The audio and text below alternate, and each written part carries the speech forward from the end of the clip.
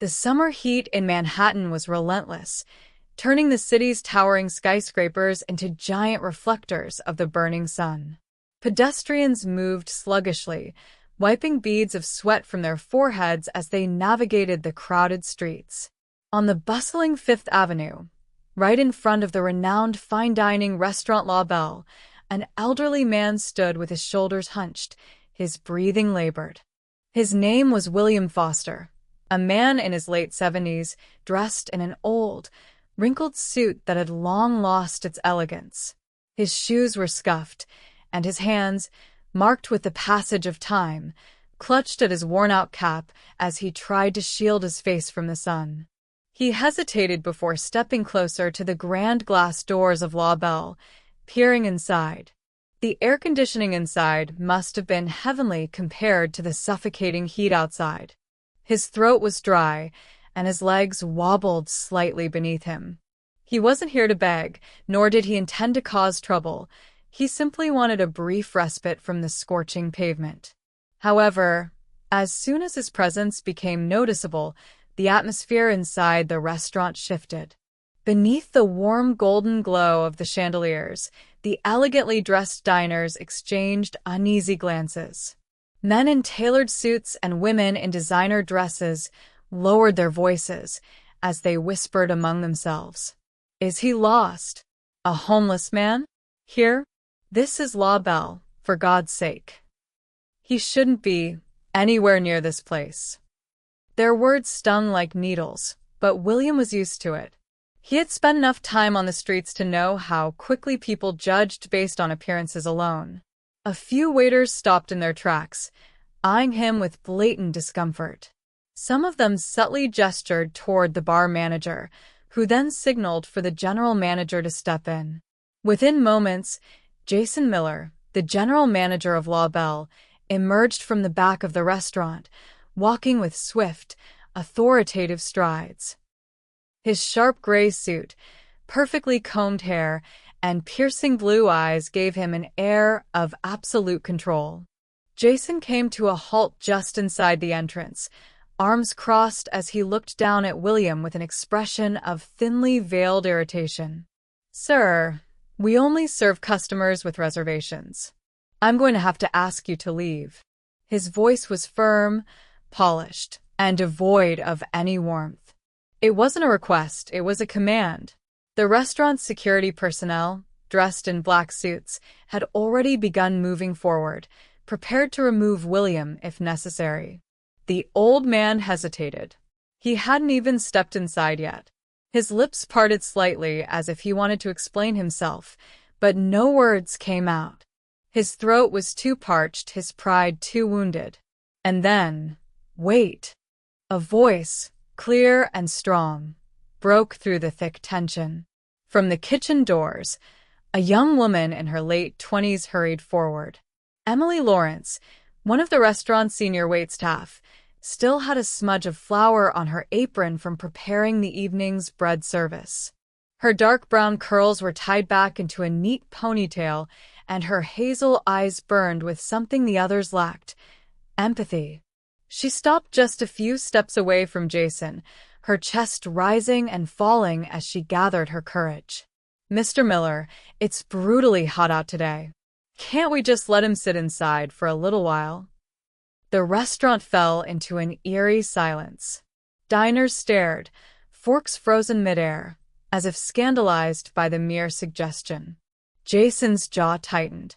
"Emily," he said coldly, "if you want to keep your job here, I suggest you mind your own business. This is not a shelter, it's a fine dining establishment." Emily clenched her fists at her sides. So you're saying we only cater to people who look like they belong here? Jason's expression darkened. "We cater to paying customers. That's how this industry works." For a moment, neither of them spoke. William, sensing that he was the cause of trouble, finally let out a weary sigh and took a small step back. "It's all right, miss," he muttered. "I didn't mean to be a bother." But Emily wasn't done. Her instincts kicked in as she turned on her heel and rushed back to the kitchen. Ignoring the confused looks from her coworkers, she grabbed a chilled bottle of water and a fresh towel. Without another glance toward Jason, she pushed open the side exit and stepped out into the alleyway beside the restaurant. William had already begun walking away, but she caught up to him quickly. "Wait, sir." He turned, surprised, as she handed him the bottle and towel. "At least take this. Cool yourself down a bit." His weathered hands trembled slightly as he took them. For a long moment, he just looked at her, his tired blue eyes reflecting something Emily couldn't quite place. Then a smile, small but genuine, slowly spread across his face. "You didn't have to do this, miss," he said, his voice hoarse but touched with warmth. Emily smiled back. "I know, but I wanted to." And with that, she stepped back into the restaurant, feeling the weight of dozens of judgmental gazes on her as she walked through the dining hall. Jason stood near the bar, his arms crossed tightly. As she approached, he spoke low enough for only her to hear. "That was reckless." Emily met his gaze head-on. "So was being cruel." His lips pressed into a thin line. "If you ever pull something like that again, you can consider your employment here terminated." Emily knew the risk she had taken. She knew how rigid Jason was, how much he valued the restaurant's pristine image. But as she glanced toward the alleyway, where William was sitting under the shade, sipping his water, she felt no regret. What she didn't know, what she couldn't possibly have imagined, was that this small act of kindness had just set in motion the most unexpected turn of events in her life. Her world was about to change forever. The next morning, the hum of early preparations filled La Belle. The kitchen was alive with the sound of chopping knives, the bubbling of simmering sauces, and the occasional bark of orders from the head chef. Waitstaff moved swiftly, setting tables and adjusting silverware to perfection. The scent of fresh pastries and coffee lingered in the air, mingling with the faint aroma of truffle oil and aged wine. Emily Lawrence had arrived 30 minutes early, as she always did. However, as soon as she stepped into the staff break room, she noticed an unusual hush among her coworkers. Conversations halted mid-sentence. A few glanced at her before quickly averting their eyes. Her stomach sank. Something was wrong. Before she had the chance to ask, Jason Miller's voice rang out over the intercom.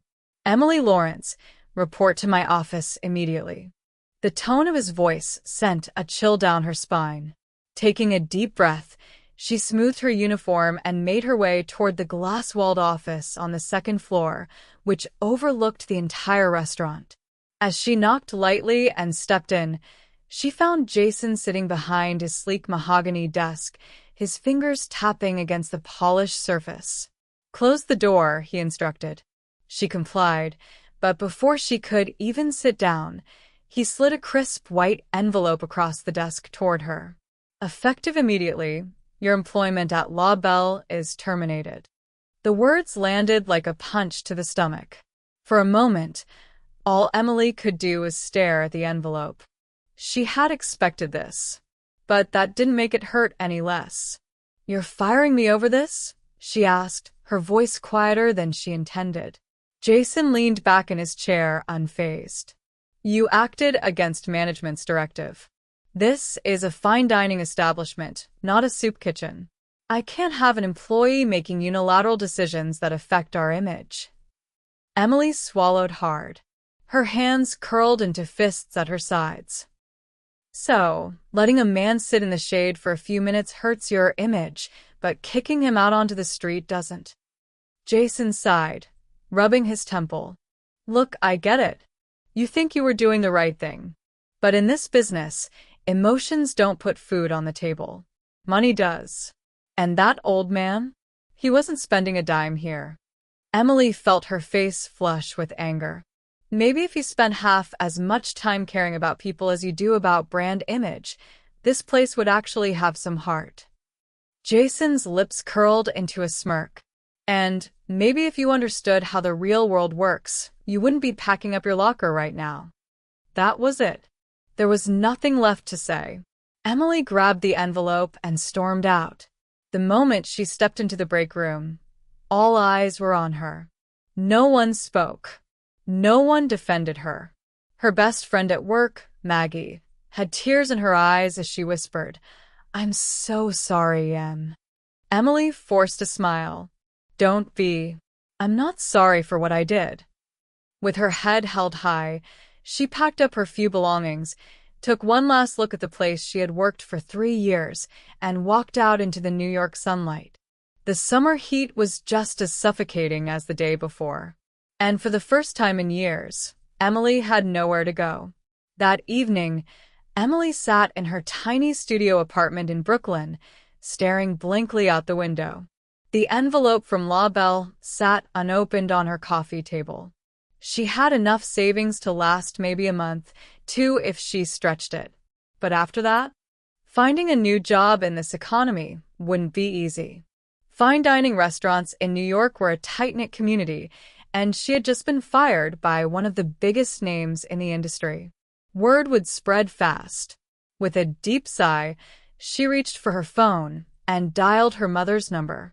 "Mom, "I got fired." There was a pause on the other end, followed by a worried sigh. "Oh, honey, what happened?" Emily blinked rapidly, willing herself not to cry. "I tried to help someone and they didn't like that."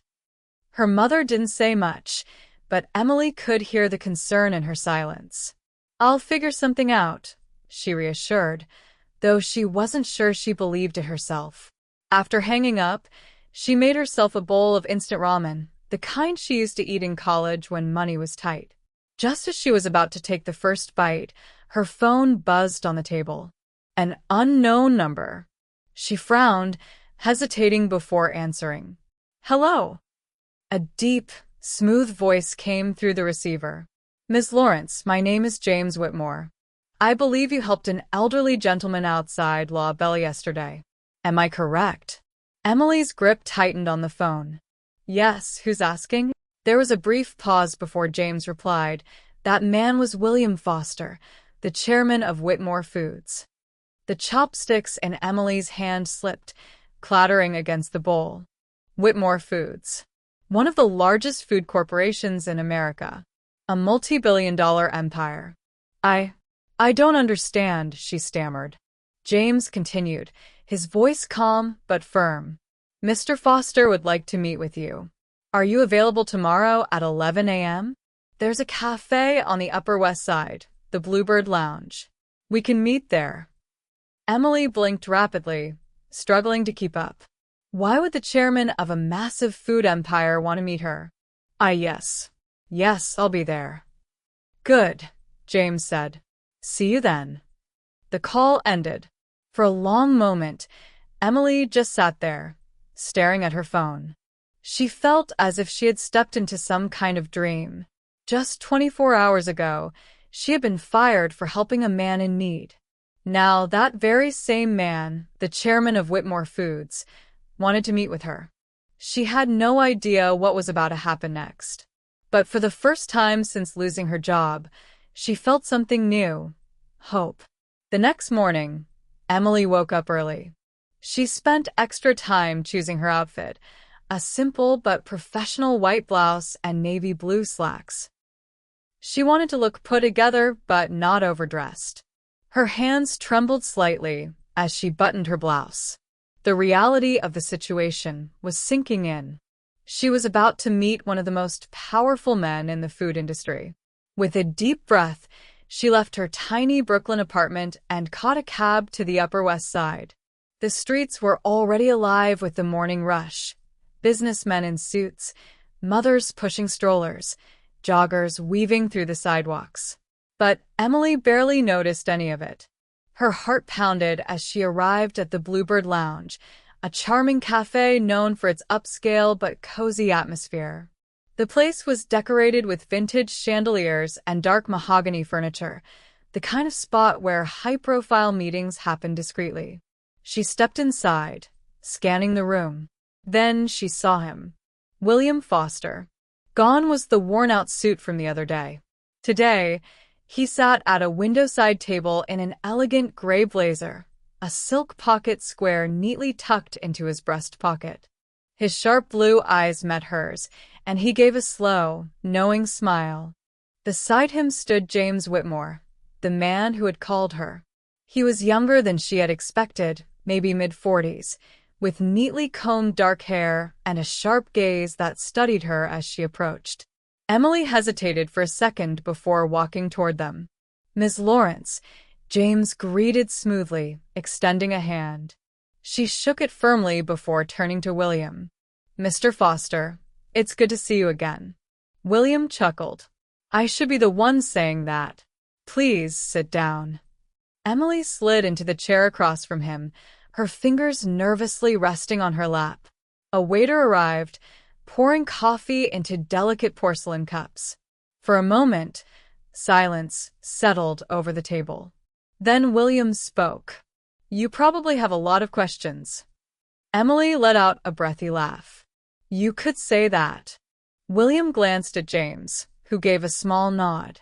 Then, he leaned forward slightly, his expression turning serious.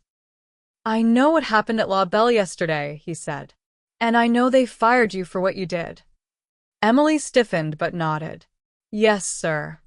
William sighed, stirring his coffee absent-mindedly. "You see, Ms. Lawrence, I've spent decades in the food industry. I've built a company that supplies restaurants across the country. But somewhere along the way, I realized that the heart of hospitality, the true meaning of service, has been lost in places like La Belle." Emily listened intently. "What you did for me yesterday, that was real hospitality. Not just serving food on fancy plates, but recognizing another human being's worth, regardless of their appearance. That kind of heart, it's rare." Emily felt her throat tighten, unsure of what to say. William exchanged a look with James before continuing. "We are launching a new fine dining restaurant in New York, a place that will redefine what hospitality means. And I want you to be part of it." Emily blinked, her breath catching in her throat. "Wait, what?" James finally spoke up. "We're offering you a position as the general manager of this new restaurant." Her hands gripped the edge of the table. "Me? But I've only ever worked as a waitress. I don't have experience running a restaurant." William smiled. "Which is exactly why you're perfect. You understand what it means to truly serve people, not just cater to the wealthy, but to treat every guest with dignity. That's the kind of leadership we need." Emily swallowed hard, her mind racing. I don't know what to say." "Then let me make it easy for you," James said. "We want to send you to Paris for 6 months. You'll train at one of the top fine dining establishments in the world. Learn from the best. When you return, you'll take over as general manager." Emily's eyes widened. Paris. 6 months. Training at a world-class restaurant. Just yesterday, she had been fired. Now, she was being handed a once-in-a-lifetime opportunity. Her mother's voice echoed in her mind. Sometimes, the hardest decisions lead to the greatest rewards. Emily exhaled slowly. "When do I leave?" William's smile widened. "Next week." 7 days later, Emily stood in JFK Airport, staring at the boarding pass in her hand. Destination: Paris. Her suitcase was packed with everything she owned that was remotely professional. It wasn't much, but it would have to do. As she hugged her mother goodbye at the terminal, she felt a rush of emotions: excitement, fear, hope. "You're going to do amazing things, sweetheart," her mother whispered, squeezing her tightly. Emily took one last deep breath before stepping onto the plane. Paris was everything she had imagined and more. The cobblestone streets, the aroma of fresh bread from corner bakeries, the way the Eiffel Tower glittered at night. But she didn't come for sightseeing. She came to train at La Maison Dorée, one of the most prestigious Michelin-starred restaurants in France. From the moment she walked into the grand, gold-accented dining hall, She realized this was a whole new world. Her mentor, Jean-Pierre Moreau, was a tall, silver-haired man in his late 50s, with piercing green eyes and an air of quiet authority. "You are here to learn," he told her in perfect English on her first day. "But more importantly, you are here to listen, to observe. To become more than just an employee, you must become the soul of the restaurant." The training was brutal. Every morning at 5 a.m., Emily was in the kitchen, watching as chefs meticulously prepared ingredients. She learned everything: wine pairings, table etiquette, the correct angle at which to pour water. By week 3, her feet ached every night, and her brain felt like it would explode from the sheer amount of knowledge she was absorbing. But she never gave up. She studied harder, stayed later, practiced until she got everything perfect. And slowly, she began to change. Her posture became poised. Her gestures became fluid. She could now anticipate a guest's needs before they even spoke. "You are no longer just a waitress," Jean-Pierre told her one evening. "You are becoming a true maître d'." The words sent a shiver down her spine. 6 months flew by. On her final night in Paris, Emily was given her greatest test, handling the restaurant's VIP section, where some of the wealthiest patrons in Europe dined. Everything had to be perfect, and it was. She moved through the room with effortless grace, ensuring every guest received impeccable service. By the end of the night, Jean-Pierre clinked his wine glass and raised it toward her. "To Emily Lawrence, the best student I have ever trained." The other staff cheered.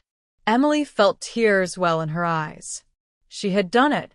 Tomorrow, she would return to New York, and a whole new challenge awaited her.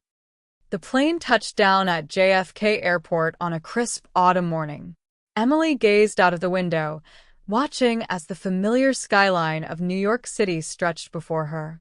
It felt surreal. Just 6 months ago, she had left in uncertainty, unsure of what lay ahead. Now, she was back, no longer just a waitress, but a trained fine dining professional ready to take on a new role. As she stepped off the plane, her phone buzzed. "James Whitmore. Welcome back, Ms. Lawrence. Are you ready to see your new restaurant?"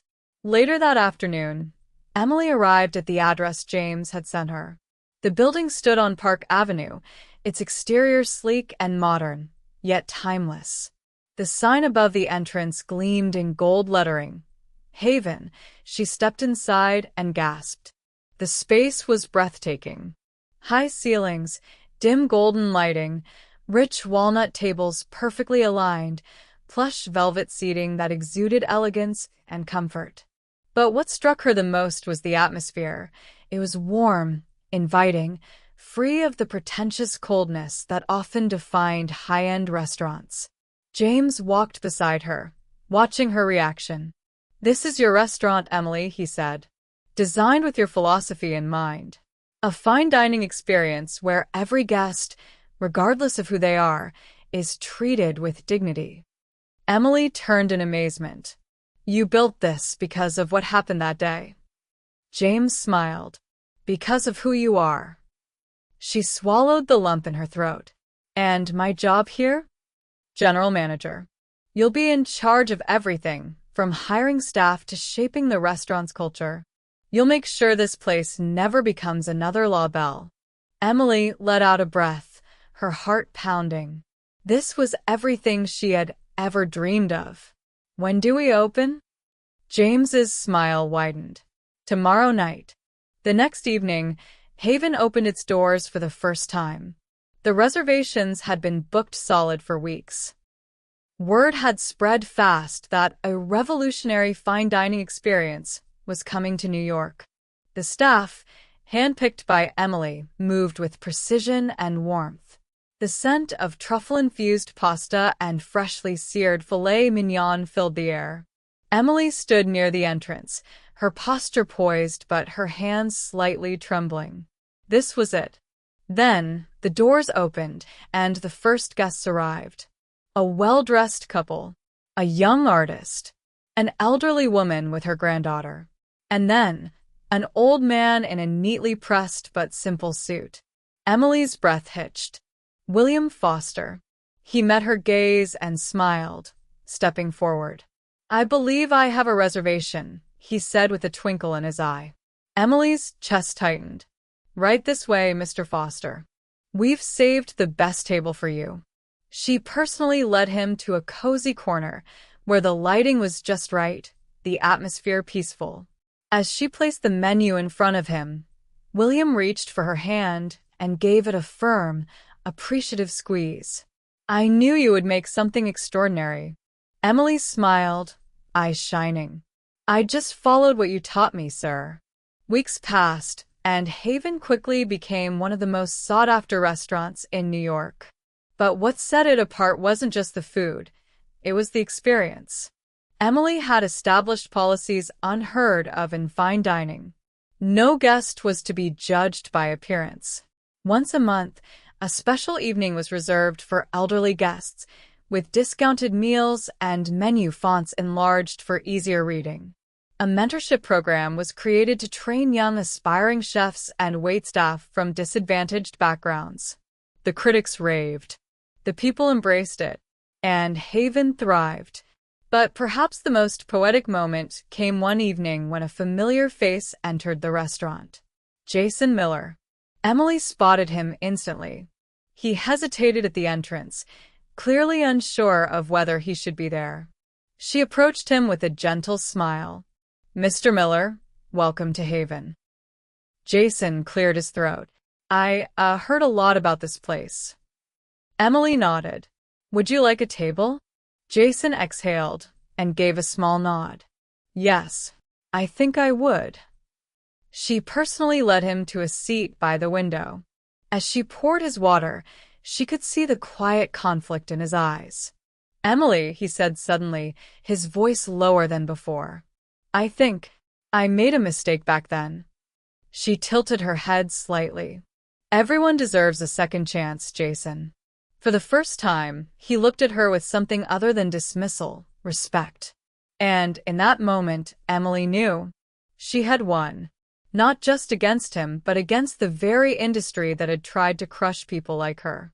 She had changed the game. 6 years later, Haven wasn't just a restaurant anymore. It was a movement. Under Emily's leadership, Haven expanded to 12 locations across the country, each one upholding the same values of dignity and service. She wasn't just a general manager anymore. She was the chief director of Haven Hospitality, overseeing a growing empire built not on exclusivity, but on genuine human connection.